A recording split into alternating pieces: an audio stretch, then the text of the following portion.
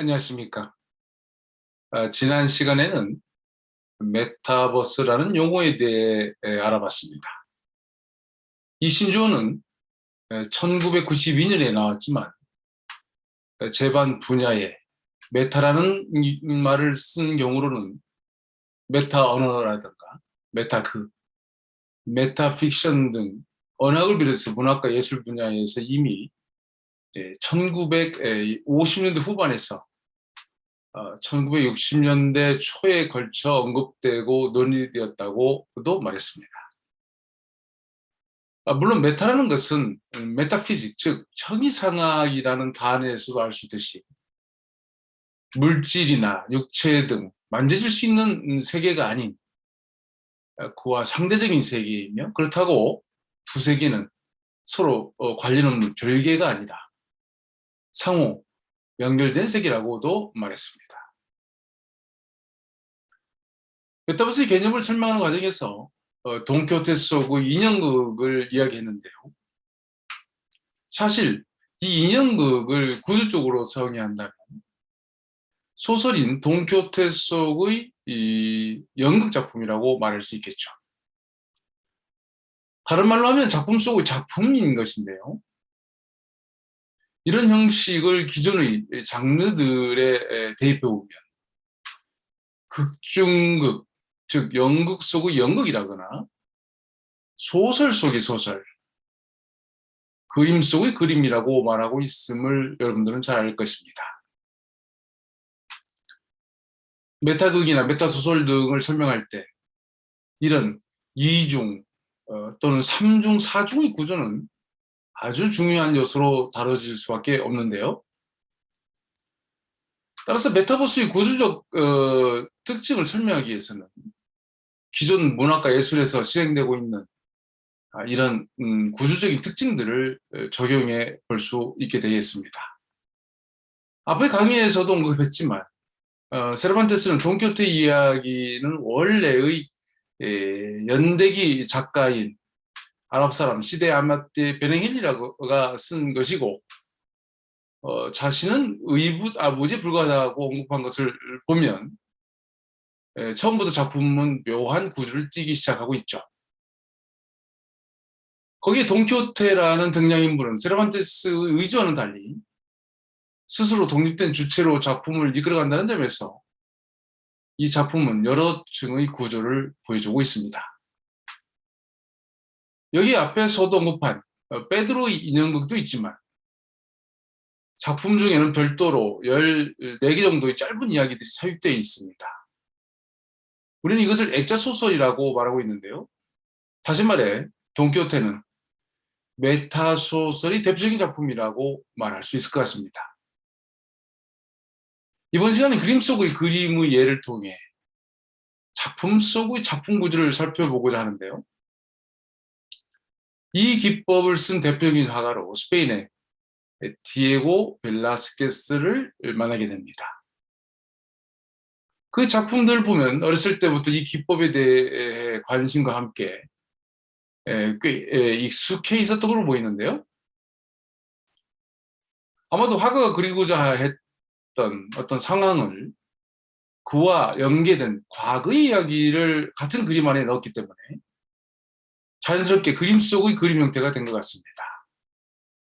물론 그 과거의 이야기는 주로 기독교 성경에서나 고대 그리스 로마의 신화에서 가져온 경우가 대부분이죠. 먼저 이 작품은 마르타와 마리아 집에 온 예수라는 작품인데요. 화가가 20살쯤 됐을 때 그린 것입니다. 그림의 앞부분은 부엌이라는 공간이고요. 뒤에, 즉 안쪽 공간의 인물들은 바로 예수, 마르타, 그리고 마리아입니다. 부활한 예수가 두 자매의 집에 왔을 때 동생 마리아는 예수의 발 아래에 앉아 이야기를 듣고 있는가 하면 그 언니 마르타는 손님이 왔는데 아무 일도 안 하는 마리아를 못마땅해 하면서 예수에게 다가가 마리아가 바쁜 자신을 도와주도록 해달라고 말했고, 이 예수는 사람에게 꼭 필요한 것은 몇 개 안 되거나 하나뿐인 바 마리아는 그 더 나은 하나를 선택해 해는 것이니 스스로 선택한 것을 빼앗지 말라는 말을 하는 장면이죠.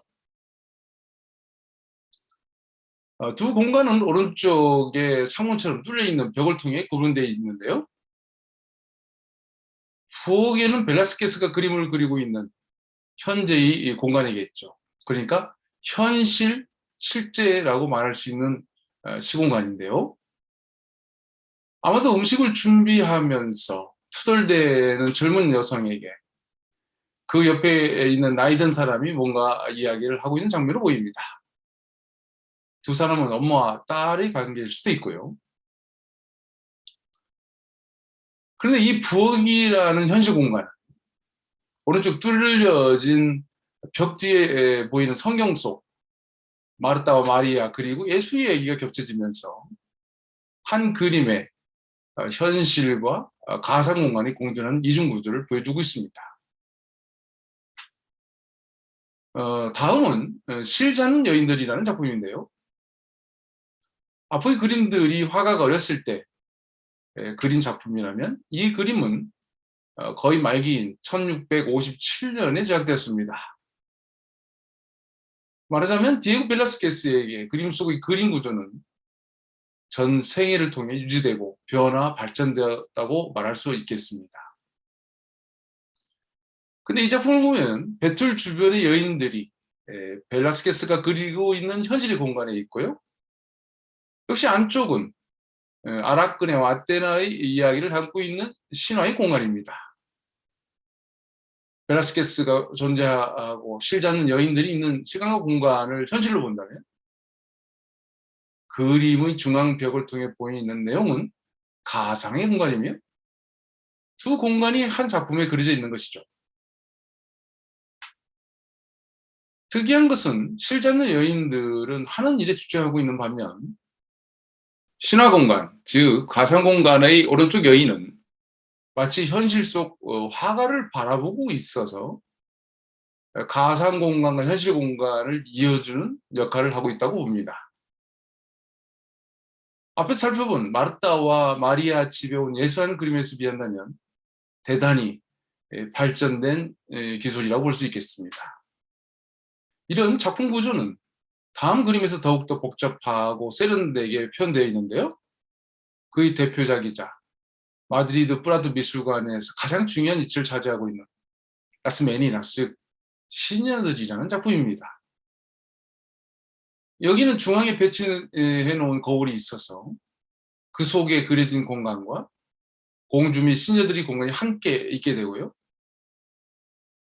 특히 왼쪽에 자리 잡고 있는 화가가 있어 그야말로 현실과 가상의 세계가 동시에 한 그림에 있습니다.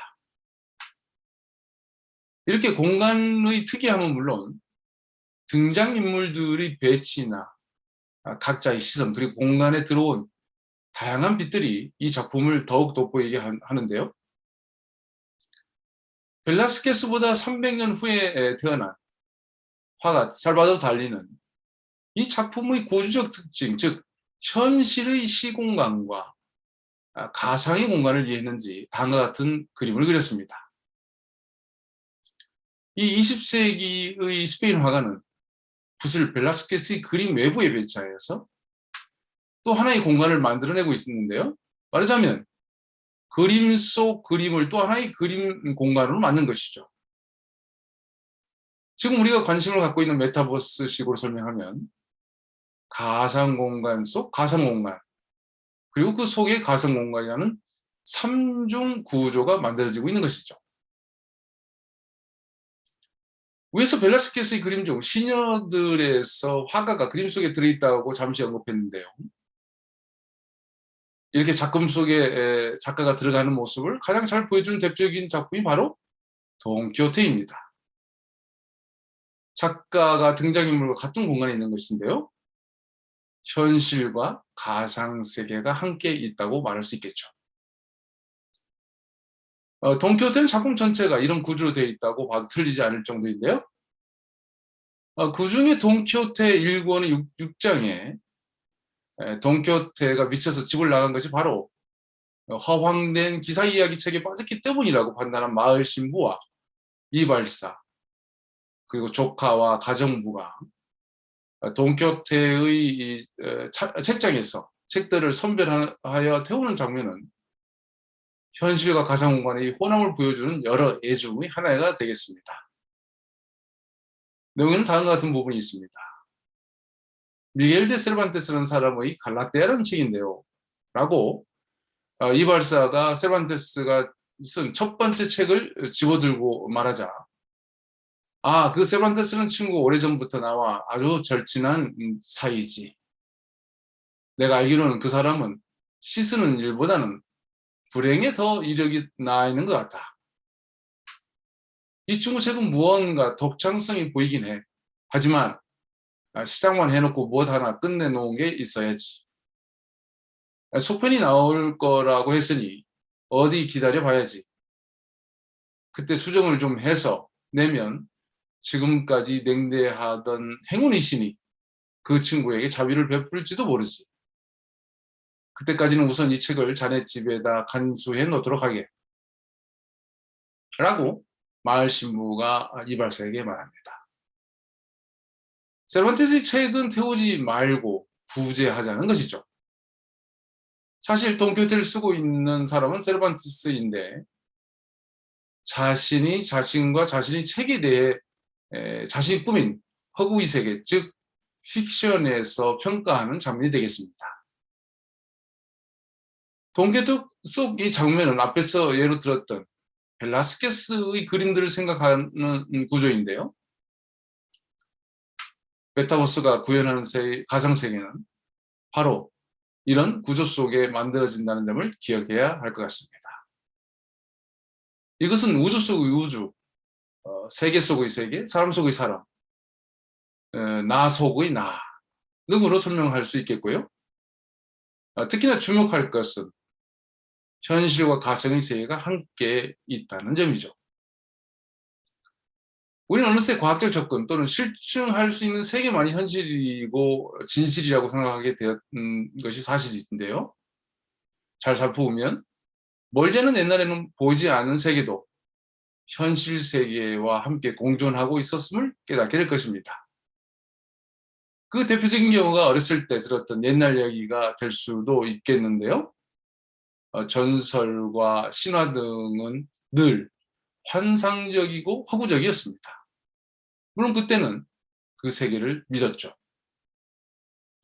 그러니까 메타버스와 함께 대두된 가상세계라는 것은 아주 혁신적이고 새로운 것으로 인식될 수 있을지는 모르나 결코 새로운 것도 아니라는 사실인데요. 잘 생각해보면 이미 있었던 세계인 것이죠. 네, 이번 시간에는 메타버스의 기본인 가상세계를 설명하기 위해 그리고 현실과 가상공간의 상관관계를 이해하기 위해서 디에고 베라스케스의 그림들과 돈키호테에서 그 예들을 들어봤습니다. 감사합니다.